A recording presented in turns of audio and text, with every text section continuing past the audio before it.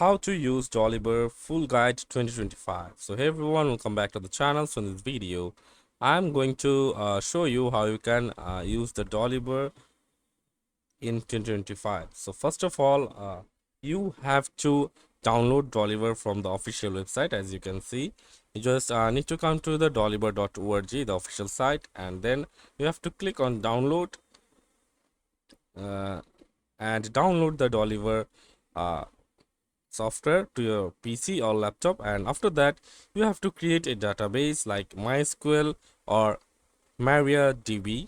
And after that, you have to launch the installation script and follow the on-screen instructions, and then access Dolibarr through your web browser.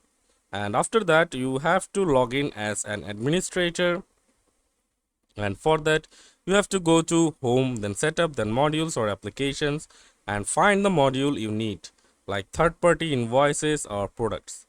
And after that, you have to click the slider icon to enable it. Some modules may require further configuration. Click the setup icon next to the module. And the third part is you have to manage your customer, suppliers and other contacts.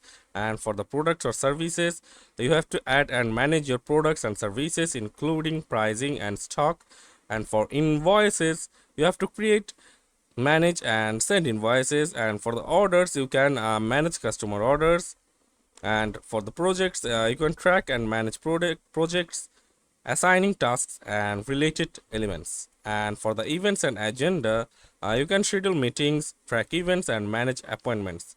And for banks and cash, you can manage your bank accounts and financial transactions. For users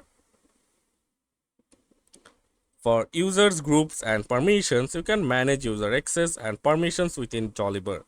And for the stock, you can manage product inventory, including stock transfers and corrections.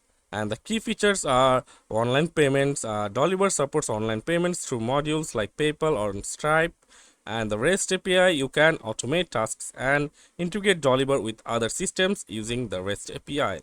And for the customization part, Dolibarr allows for customization through module development and document templates. And let me give you some additional tips, like refer to the Dolibarr wiki for detailed documentation and tutorials, and consider using the online forums for support and community assistance, and explore the various modules to discover the full range of Dolibarr's capabilities. So that's it for this video, guys. See you on the next one.